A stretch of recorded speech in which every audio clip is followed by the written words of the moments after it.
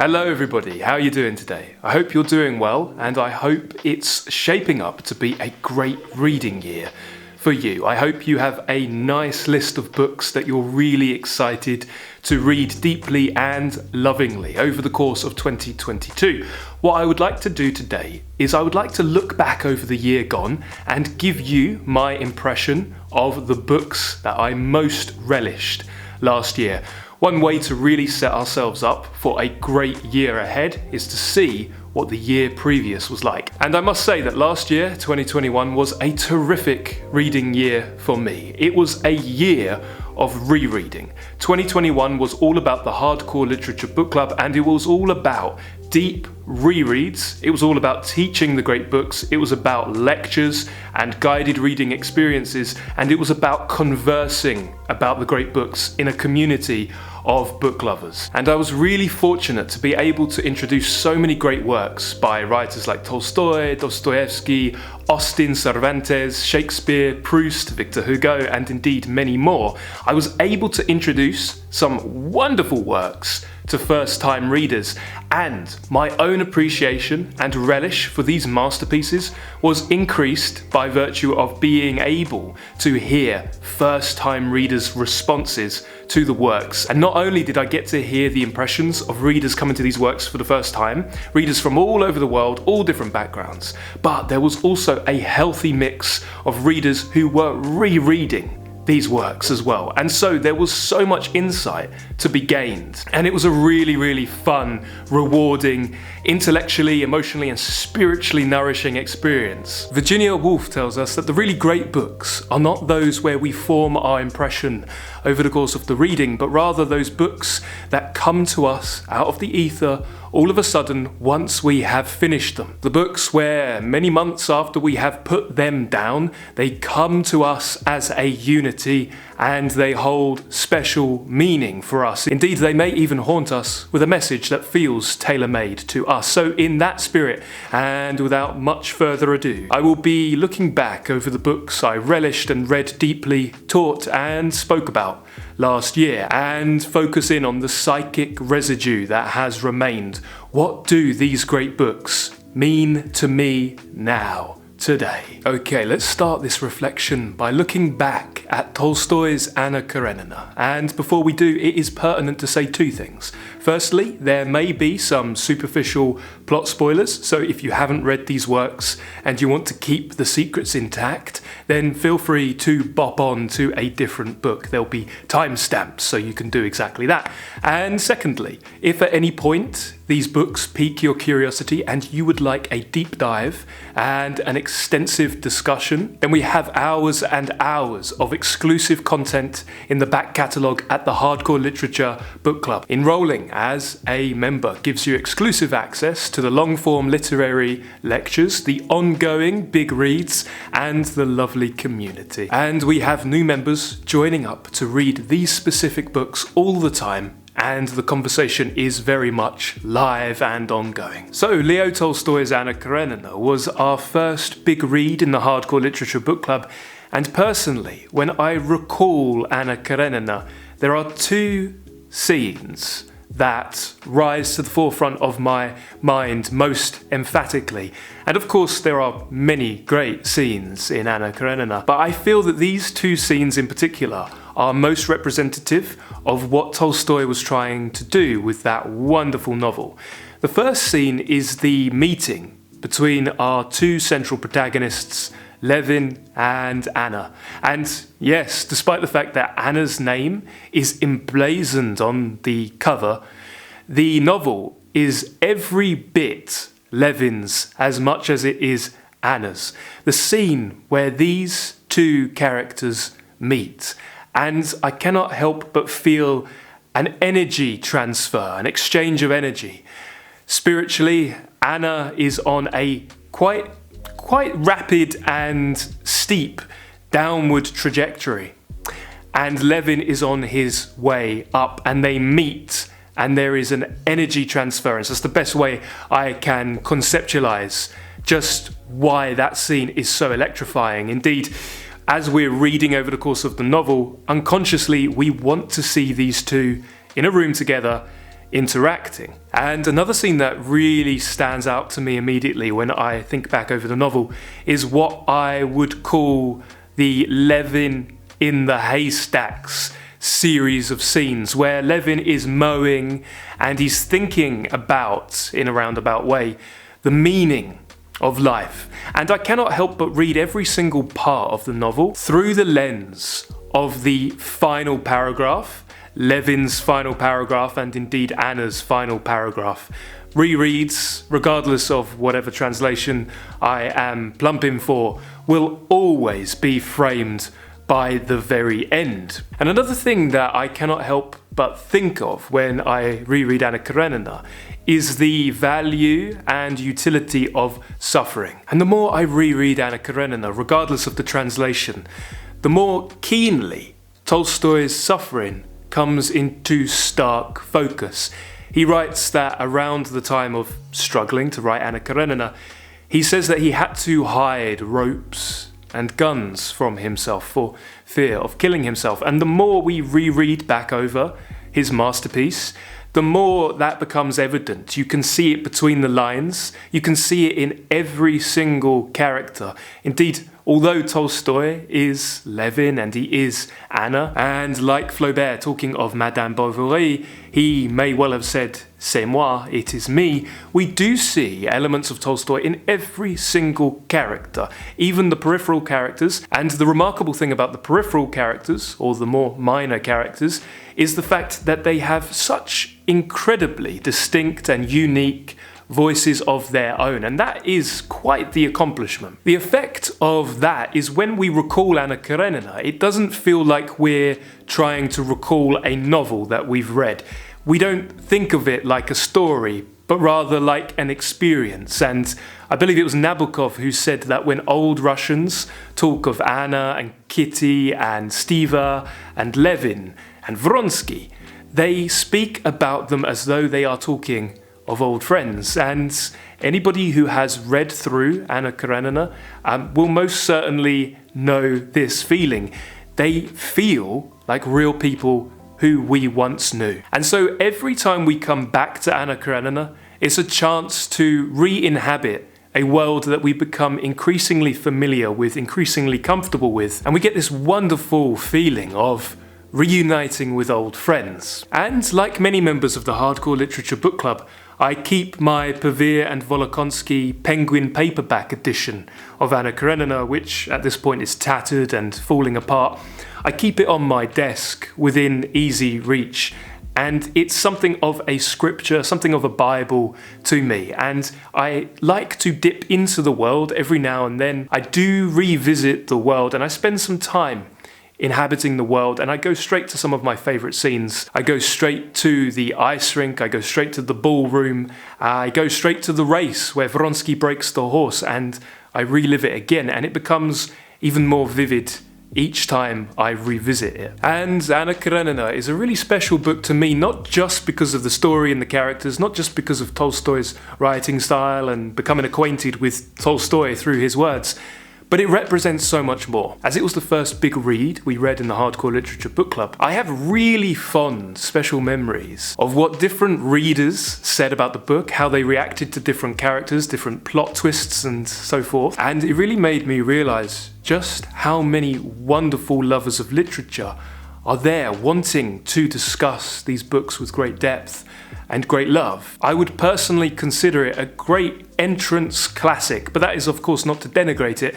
Anna Karenina is one of the greatest novels ever written, but I would most certainly put it into the hands of somebody who wanted to foray into the classics, because if they were to persevere and get past the rather unwieldy Russian names, but of course you get used to it, if they persevere past that and get caught up in the gossip of the different characters, they will find that the classics and Russian literature particularly is incredibly vibrant and has so many things to teach us that we can take into our lives today. And that leads me on to the next Russian heavyweight classic that we explored as part of the Hardcore Literature Book Club, and that is Fyodor Dostoevsky's Crime and Punishment. When I reflect upon my readings of Crime and Punishment, I immediately think of the symbolism of Raskolnikov killing those two ladies, Alonia and Lizaveta, cleaving their heads, splitting their heads. We know that Raskolnikov's name actually refers to a split or a schism.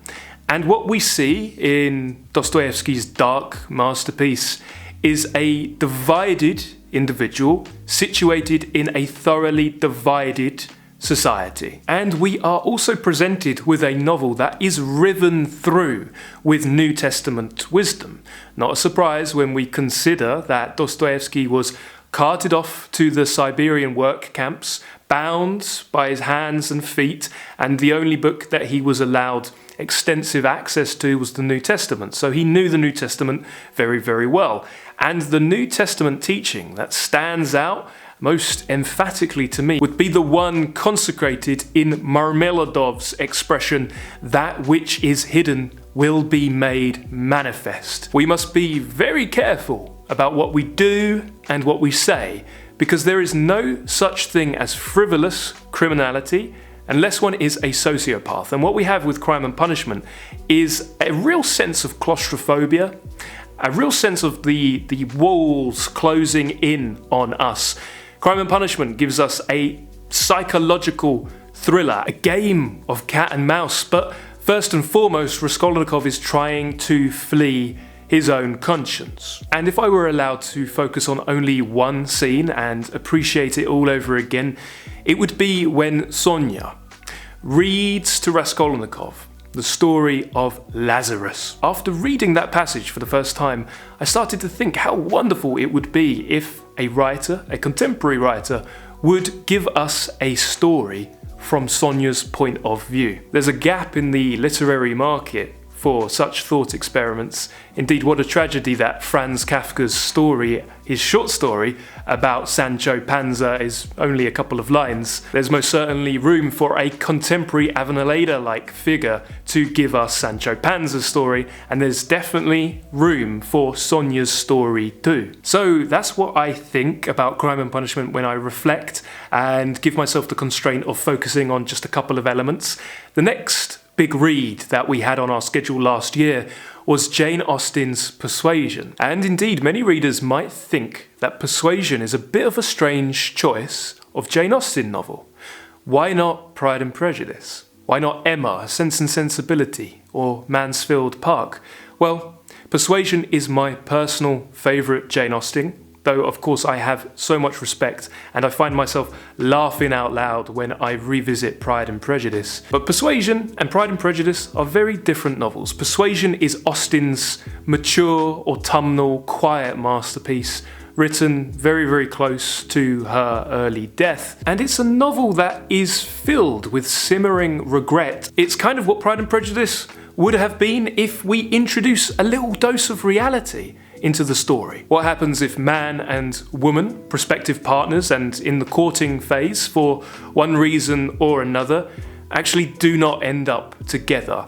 And what happens if many years elapse and then they reunite? There's a lot of melancholy in this novel, and it still has Austen's wit and wry irony, and her characters are really wonderfully crafted as usual. Ostensibly, on the surface, there isn't too much going on. Our big payoff with Persuasion comes in the form of Captain Frederick Wentworth's letter right near the end of the novel. And it is once again one of those novels that really benefits from a reread. To read Persuasion through again immediately after having completed it is to do the novel the best service. And it's a very special novel for me because this was the novel that made me finally appreciate Jane Austen. We all have those authors that for one reason or another we cannot abide, regardless of how much we apply ourselves to the endeavour. And I tried for many, many years, over and over and over again with Jane Austen, and I simply couldn't appreciate her. But it was Persuasion that taught me how to read and appreciate Austen. And indeed, if you could appreciate Persuasion, which is Austen at her most subtle, her most melancholy, and her most complex, then you will most certainly appreciate the entirety of her, unfortunately rather small, oeuvre. If I were forced to select one idea from Persuasion, it would be this wonderful idea from Lady Russell of singularity of suffering. Indeed, it is comforting to know that our neurosis actually isn't unique to us, and in fact we are in good company. One of the benefits of reading a Jane Austen novel is that she marvellously heals the rift between men and women. And though I have come to affectionately term what Austen pens teapot dramas, and they do take place on the individual level, many of the themes could exist on a much grander stage. The beginning of a Jane Austen novel typically presents a war between the sexes. And of course, this is like the merry war betwixt Beatrice and Benedict in Much Ado About Nothing. And the complaints that women level against men and the complaints that men level against women. Over the course of the novel, and typically at the high point, at the pinnacle, one realizes that we are leveling the same complaint against one another, and indeed we have much more in common than we do different. Our pain points are the same, and our suffering could indeed be shared. Now, before I move on to the next novel, and on a very personal note, check out the beautiful Jane Austen collection behind me in pink dust cover jacket. I got this as a gift from Juniper Books, and it is really quite beautiful. That's the Persuasion, the slimmest one. If you take the dust jacket off, it looks like that. The next book I would like to hark back and recall is another really special one for me. And this book is great for any reader who wants to get into the classics or the modern classics, but doesn't want to pick up an 800-page or 800-plus page Bildungsroman and wants something a little bit slimmer. This book is Hermann Hesse's Siddharta. Rereading Siddharta is a reminder to try to ground oneself in the present moment, in the now. Now, this is obviously very difficult to do because the now is composed not only of what is unfolding before our eyes as we speak, but it's also composed of everything we have relegated to memory and everything we expect up ahead. St. Augustine in his Confessions would call this the threefold present, and engaging in an exegetical way with great literature is a way of accessing eternity. So Siddharta is a reminder to try to be more present, but I also recall several of Nietzsche's ideas. Firstly, the idea of eternal recurrence, or indeed samsara. I think also of dukkha and sukha, the suffering-pleasure binary, and how we might extricate ourselves from that. And I think of this Nietzschean idea that that which we can find words for is something already long dead in our hearts. We see this idea most significantly in Govinda, who is something of Siddhartha's shadow. He wants the illustrious one to package up his experience and put it into doctrines, easy to understand words. But we cannot faithfully, sincerely, accurately convey our lived experience. As Siddharta points out, to try to do so, to try to put experience into words, would result in us sounding mad or like a fool. It reminds me of Plato's cave, which I'm sure you're already familiar with. We have some prisoners tied up facing a darkened cave wall, and behind them we have a flickering candle which projects shadows onto the wall by virtue of everything that's passing by outside. Now, if one of the prisoners were to free themselves and go outside and experience reality as it truly is, do you think they would be able to come back and relay what they have seen to the prisoners still chained up? No. The prisoners would think that escapee mad or foolish at the very least. So that is what I think of when I think of Siddharta. And I also think of this idea that every journey is rather circular. Where we begin is also where we end, but hopefully, when we arrive at the end, we do so changed for the better with new insights. Now, this might sound unlikely, but Siddharta makes for quite the companion reading experience paired up against our next book that I would like to reminisce a little bit about.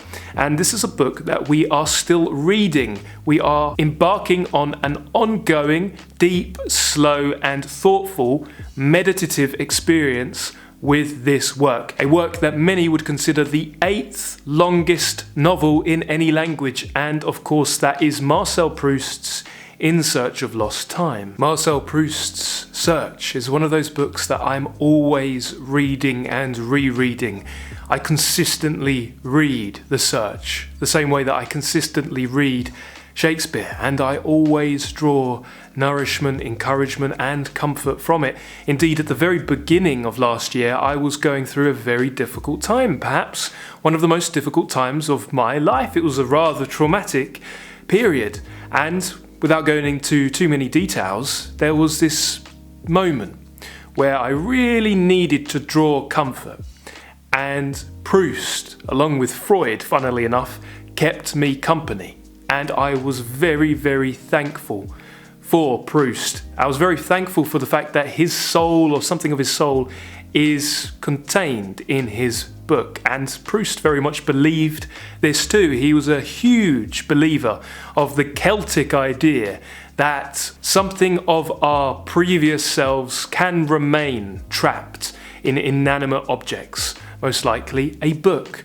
When I think of Proust, I think of the portrait gallery of wonderful characters, and I think about this Proustian idea that our social personalities are a creation of the thoughts of other people. I read The Search consistently, and I also love to listen to the original French wash over me. It's one of my favourite things to do, and though I cannot speak French fluently, there is something very luxurious and resplendent about listening to the original. Having said that, I think the Moncrief Kilmartin Enright translation is a masterpiece in English in its own right, though of course Lydia Davis and crew have done a stellar job with their more recent translation. Samuel Johnson, speaking of Richardson's Clarissa, another literary leviathan, said one doesn't read Clarissa for the story.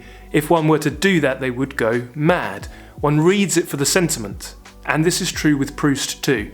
You don't read it for where you are going, you read it for the process of getting there. So I think with reading Proust, though this is most certainly a work that many want to say that they have read, one most certainly shouldn't try to speed through it or consume it quickly. One should really take their time with it and make a meal out of the experience. Journal around it, reread, read it aloud, read the page you've just read 10 times over, go on little literary hunts and excavations. When Proust mentions a painting or a piece of music, go search it out and enjoy it. Many like to do a year of Proust, reading the entire Search in 365 days, and this is a very worthy and applaudable literary pursuit. But I would recommend you read one volume per year and take it really, really slow. And when I think of Proust and the Proust Project, thoughts of Shakespeare, and most particularly Shakespeare's sonnets, are not far behind. There are many similarities between a reading project that endeavours to read all of Shakespeare's sonnets and a project that endeavours to get through the Search. One of the most glaring similarities between the two is just how thoroughly they act as a mirror or something of a Rorschach test. How much they reflect of who we are in the present moment. I have reread Shakespeare's sonnets in sequence so many times now I have lost count. I've collected my favourites and I have committed many to memory. And as the years advance and I continue to read through the sonnets over and over again, a new thing that I have started to enjoy doing is trying to pair the sonnets with his plays, or at least when reading through Shakespeare's plays, try to discern what sonnets he was writing around that time. This is a really fulfilling thing to do, and the chances are, if you read Shakespeare deeply enough and consistently enough, you'll probably end up being quite accurate at points. Many critics like to say that the sonnets are where Shakespeare is the most personally revealing. Many believe that the most personally revealing play is Hamlet. Of course, we could compellingly contest both of these assertions. The one thing that is most certainly true of the sonnets and Hamlet is that they are more revealing of you, they are more revealing of me, they are more revealing of the reader than they are the writer. And now we come to my personal favourite novel of all time, and that is Cervantes's Don Quixote. Now we can hyper-intellectualise about what Cervantes was doing, we can contextualise him, we can see him as the father of the modern novel, breaking away from the picaresque, we can examine his different themes and preoccupations. We can ask ourselves, is the knight-errant truly mad, or does he choose his madness? Indeed, we believe he chooses his madness and he is merely playing at knight-errantry, because of course, when it comes time to save his Christian soul, he renounces his playing. We can talk about how Cervantes is the endless perspectivist. We can appreciate the interpolated novellas. The really interesting thing about the interpolated novellas is that readers either love them or abhor them. They either get completely swept up in the different side stories, or they just want to get through them and get back to our knight-errant and squire. We can do all of that, but ultimately it comes down to Don Quixote and Sancho Panza. The reason I reread Don Quixote, and the thing that most stands out in my mind when I reflect upon the novel, is the brotherly love, the companionship, the Aristotelian friendship between the knight-errant and his faithful squire. It's an absolutely beautiful story, one that never fails to make me laugh out loud. It never fails to give me comfort when I most need it. Of course, you will have your favourite scenes, and indeed I have mine. We have the windmills scene, don't we? We have the scene with Guinness, or the multiple scenes with Guinness, the galley slaves chained up. We have the slashing of the wineskins. We have Sancho Panza tossed in a blanket. The novel is filled with these wonderful set-piece scenes that we just want to return to over and over and over again. We used the Edith Grossman translation for the book club, but I also really love the Rutherford, and I find that both of them get the humour dead on. If I were stranded on a desert island, Don Quixote, along with the complete works of Shakespeare and the complete works of Dickens, would most certainly be one of the works I would take with me. Now, speaking of big works, that leads me on to a reflection on Victor Hugo's Les Misérables. When I think back over Les Misérables, I immediately think of Jean Valjean, who is the beating heart of Victor Hugo's novel and something of a stand-in, along with Marius, for Victor Hugo himself. Indeed, I like Javert, I like his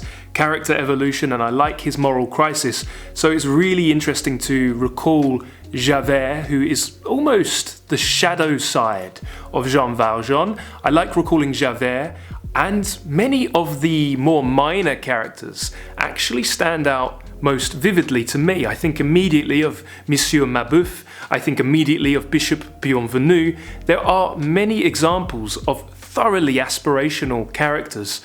One could argue that Jean Valjean himself is one of the most aspirational characters in literature.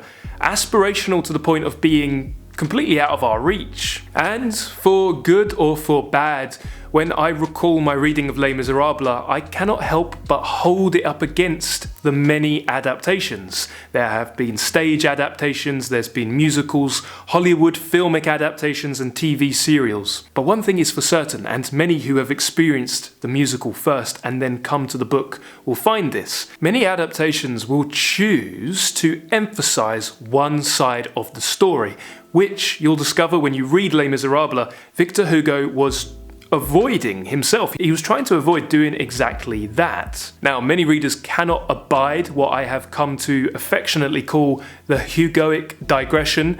When you reread Les Misérables, and indeed one should, and if you get to the very end of Les Misérables, it feels as though you have scaled a mountain and you are looking out from the summit.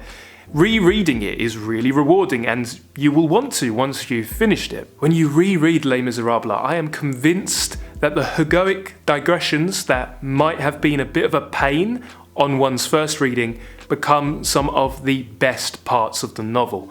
The Waterloo section, for instance, and there are many more. But when you reread Les Misérables, you find that Victor Hugo tries to take a rather comprehensive view. He doesn't subscribe to any one political affiliation and really tries to give us the motivation and help us sympathise with characters who have different beliefs. The most tragic scenes, in my opinion, are those when Marius and his grandfather, Monsieur Gillenormand, have a falling out.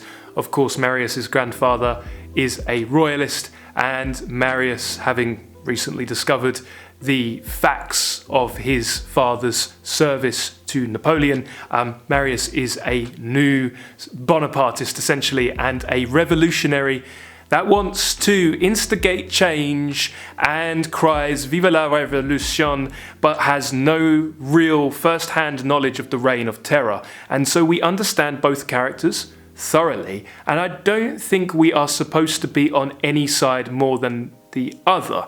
Hugo goes to great lengths to meditate upon the philosophy of history and how history and fiction intertwine, and how the writer of fiction can be of service to history, why history eventually needs to become fictionalized. But the thing is, despite really loving the musical and the different adaptations, I can't shake this feeling that the true sentiment of Les Misérables hasn't been done justice. Another thing that I cannot help but think when I think back over Les Misérables is this idea that France, at the time, was a microcosm, or continues to be a microcosm, for the world.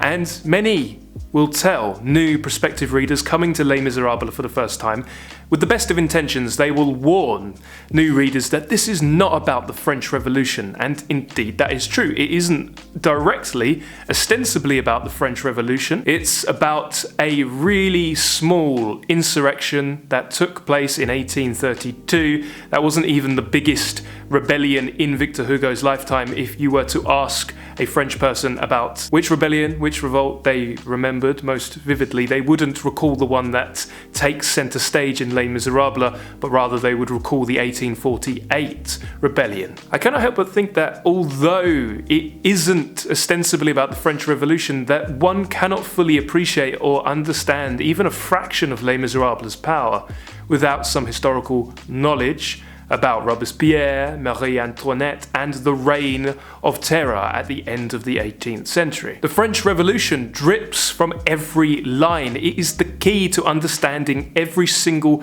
character's development, motivation, and philosophy. It is the most incredibly important background to that novel, so in a sense it kind of is about the French Revolution, but not just the French Revolution, but all revolutions. Indeed, that small, essentially street battle and the barricades that went up in 1832, Victor Hugo says that insurrection was the embryo for future insurrections to come. So why do we read and reread Les Misérables? Why do we talk about it endlessly? Because the same reason we read history. We don't know where we're heading until we know where we've come from, until we know what has already taken place. We read about the past so we do not fall prey to the same tyranny in the future. Now, although I feel as though Tolstoy was the novelist of the 19th century, I feel like Les Misérables was the novel of the 19th century. But indeed, Victor Hugo had very stiff competition. He was in fine company with not only Tolstoy and Dostoevsky, but George Eliot and Charles Dickens too. And reading Great Expectations alongside Les Misérables is a very fruitful and rewarding thing to do. Great Expectations by Charles Dickens was our first secret Dickens in the book club. Every year, over the course of December, and to get into the seasonal spirit, we read a new Dickens, which we keep secret right up till the end of the year, and then we work our way through his canon over the course of many years. It's a great thing to do. Dickens is perfect for reading quickly in December. He's also perfect for reading in serialized fashion too. So Great Expectations was our first seasonal Dickens, and this is a very special book to me because it was one of the first books that helped me to fall in love with literature. When I read Great Expectations, I cannot help but read into my own childhood and my own formative years and the period of maturation in which I went from childhood through adolescence to becoming a young man. Reading Great Expectations is all about coming to terms with where we came from. And there's a sense of not only returning to our childhood, but returning home. And it doesn't matter what we feel about where we came from, we cannot ever fully break away from it. Great Expectations is also a reminder that growth is painful. Spiritual, moral, and emotional growth is painful. There's that scene where Miss Havisham literally catches fire, like a phoenix that burns down and then rises from the ashes. I find the scenes with Miss Havisham and also Estella to be endlessly affecting and haunting. We see Dickens working in the Gothic mode marvellously. Does that make Great Expectations a Gothic novel? No, ultimately it's a Bildungsroman. One chapter is in the Gothic mode and then the next is in the mode of high society fiction. And then in the very next chapter, we will have some sensationalism, some passages expertly written according to the generic conventions of the crime genre. But ultimately, it is a Bildungsroman and a very mature one at that. Although David Copperfield would have more overt references to Dickens's own life, Great Expectations is more spiritually revealing and is actually a much more intimate book. This is where we see Dickens being really quite raw with his readers and quite raw with himself. This was quite a tragic point in Dickens's life. His career was going very, very well, but it was also running him into the ground. His public speaking was putting a lot of strain on his heart, and his marriage had dissolved. He was a father of 10 and he had been with his wife Catherine for most of his life. And we see that after Great Expectations, we won't have much more of Dickens before he sadly passes on. Yes, we have our mutual friend and we have the unfinished Mystery of Edwin Drood, but I cannot help but think, when I reread Great Expectations, just how many more masterpieces we might have had if Dickens had lived just a few more years. We can see with Great Expectations that Dickens was starting to do something a little bit different, and of course Our Mutual Friend and The Mystery of Edwin Drood only corroborates that. When I read the ends of Great Expectations, I cannot help but read both endings. The ending that is in most editions is not the original ending that Dickens came up with, because his writing friends thought that that would be too painful for the reading public to bear, not satisfying enough. But there is a debate there as to which ending is the more truthful. I will continue to reread Great Expectations every couple of years for the rest of my life, and indeed I will continue to read a Dickens novel each and every year. And I find that, like with all great writers, whether we're talking about a Jane Austen or an Emily Dickinson or a William Shakespeare or a Leo Tolstoy, the work before me is first and foremost a reflection of my own growth and change. And so those are just a few of the books that really stand out to me as I reflect back across my deep rereading in 2021. And over the course of the year, I also spent a lot of time in the company of Emily Dickinson, Robert Browning, Emerson, Melville, Thomas Hardy, William Blake, Anton Chekhov, Ivan Turgenev, Borges, Percy Bysshe Shelley, Thoreau, Plato, Homer, and many more. Although it might not have been the best year globally, and although it was an incredibly difficult and traumatic year for many reasons, there's no getting around it. 2021, like 2020, was a hard year. I'm proud to say that despite the difficulties, at least my reading went very, very well. And 2021 was the best reading year of my life. It was the year where I most fully lived the great books. And it most probably has something to do with just how tumultuous the year was, because these books, which are born out of suffering and have insights to share with us, to help comfort us, soothe us, and ameliorate our suffering, we need a certain amount of lived experience, we need a certain amount of trauma and heartache and heartbreak in order for these books to really come into focus, in order for them to really make sense. So whilst it was a very difficult year in many regards, it was one of those years where the great books were begging for a deep reading, and I believe this year is too. I'd be really interested to know how your reading went last year. What did you read, and what insights did you get from your books? I don't personally consider quantity to be the best measure of success when it comes to reading, and I think if you've had a year where you've deep read just a handful of books, but you've become really intimately acquainted with the characters and the writers, if you've gotten as much as you possibly can out of a choice selection of great books, then I would consider that a great year. But that's not to say that we need to have tons and tons of insights either. Remember, quantity is not the measure of success. If, over the course of one's reading, one element came into stark focus about one's life, oneself, the way you see the world, if you got just one insight from over the course of your reading about yourself, others, the world, then I would consider that a win. So let me know how the year went for you. What was the best book you read or reread? And did you learn anything about yourself, others, and the world? And so if 2021 was a good reading year, 2022 is going to blow it out of the water. We have a terrific schedule for the year ahead and a wonderful community of book lovers at the Hardcore Literature Book Club. And together, I truly believe we are going to make 2022 the best reading year of our lives. Thank you very much for watching. Have a lovely day and happy reading.